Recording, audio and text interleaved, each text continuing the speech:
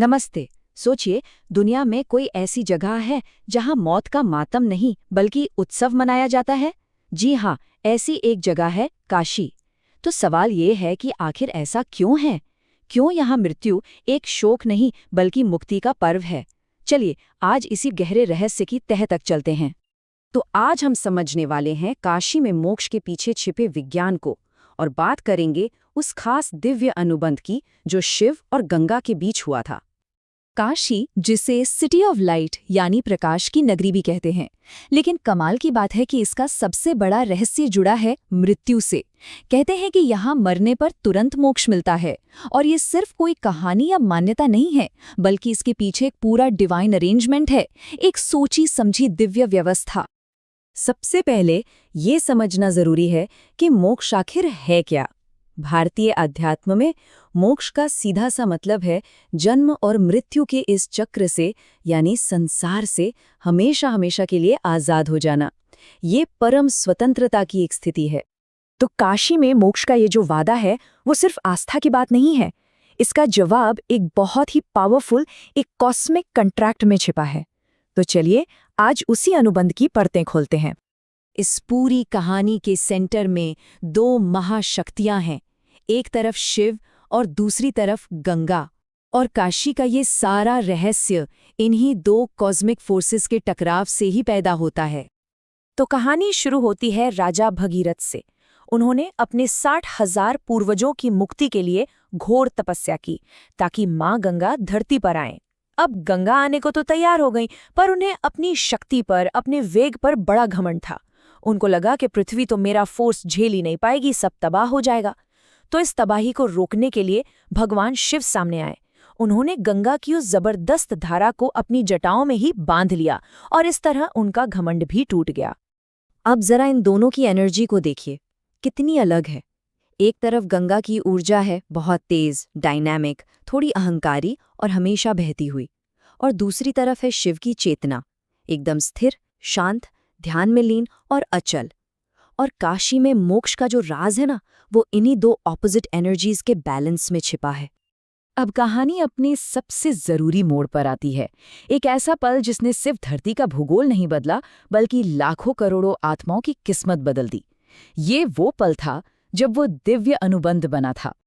हुआ ये कि जब गंगा भगीरथ के पीछे पीछे काशी की सीमा तक पहुंची तो उनका वेग फिर से बेकाबू होने लगा।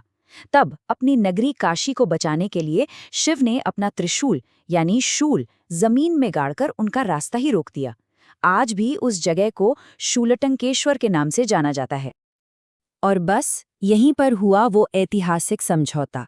शिव ने गंगा के सामने एक शर्त रखी। उन्होंने कहा, तुम्हें अपनी दिशा बदलनी होगी।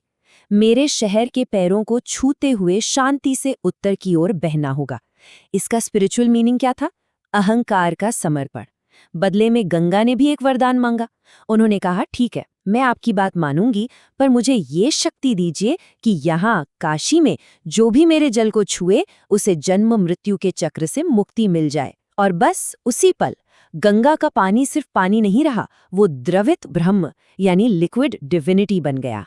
गंगा की यही मांग, यही वरदान काशी में मोक्ष के वादे का आधार बना। हे महादेव, मुझे ये वरदान दे कि काशी में मेरे जल का स्पर्श मात्र जीव को जन्म मरण के चक्र से मुक्त कर दे। लेकिन रुकिए, कहानी में एक बहुत ही इंटरेस्टिंग ट्विस्ट आता है। क्या सिर्फ एक डिवाइन गारंटी काफी है, या फिर इस सिस्टम को एक्टिवेट करने के लिए कुछ और भी चाहिए होता है? खुद देवी पार्वती ने भी शिव से यही सवाल पूछा था, और सवाल बहुत लॉजिकल था। उन्होंने पूछा, अगर मोक्ष मिलना इतना ही आसान है तो फिर लोग योग, तप और धर्म के रास्ते पर क्यों चलेंगे? इन सब का क्या मतलब रह जाएगा? तो इस सवाल का जवाब देने के लिए शिव ने एक लीला रची, एक टेस्ट लिया।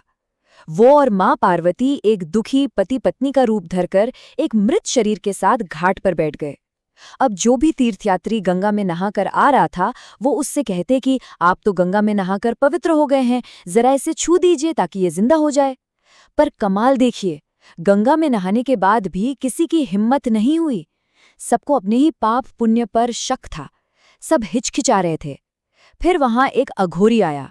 उसे गंगा की शक्ति पर अटूट 100% विश्वास था, और उसने बिना एक पल सोचे उस शरीर को छू दिया।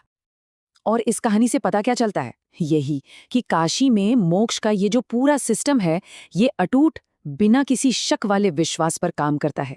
गंगा का वरदान तो है, लेकिन उसे पाने के लिए वैसी ही श्रद्धा भी चाहिए।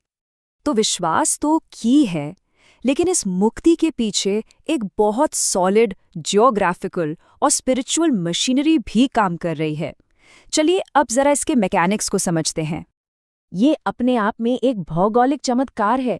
दुनिया में ज्यादातर नदियां ग्रेविटी के हिसाब से दक्षिण या पूरब की ओर बहती हैं, लेकिन काशी में गंगा ग्रेविटी के नियमों को तोड़कर लगभग 6 किलोमीटर तक उत्तर की ओर बहती है। ये उत्तरवाहिनी गंगा उस डिवाइन कॉन्ट्रैक्ट का जीता जागता सबूत है। 84 ये नंबर काशी के रहस्य को समझने के लिए बहुत बहुत जरूरी है। देखिए, हिंदू कॉस्मोलॉजी के हिसाब से माना जाता है कि आत्मा 84 लाख अलग अलग जीवन रूपों से गुजरती है, और काशी में गंगा के किनारे जो ये 84 घाट है ना, वो इसी लंबी कॉस्मिक जर्नी के आखिरी पड़ाव का सिंबल हैं। और ये सफर खत्म कहाँ होता है? मणिकर्णिका घाट पर, महाशमशान, जहां ये जन्म मृत्यु का चक्र हमेशा के लिए थम जाता है। पर मोक्ष की जो आखिरी और सबसे सीक्रेट चाबी है, वो है तारक मंत्र। ये वो लिबरेटिंग मंत्र है जिसे कहते हैं कि खुद शिव काशी में दम तोड़ते हुए प्राणी के कान में कहते हैं। तो अब पूरा प्रोसेस समझ में आता है। गंगा का जल शरीर को शुद्ध करता है, उसे उस आखिरी मंत्र को सुनने के लिए तैयार करता है, और फिर शिव खुद तारक मंत्र देकर आत्मा को आजाद कर देते हैं। मतलब एक शरीर को पवित्र करता है तो दूसरा आत्मा को।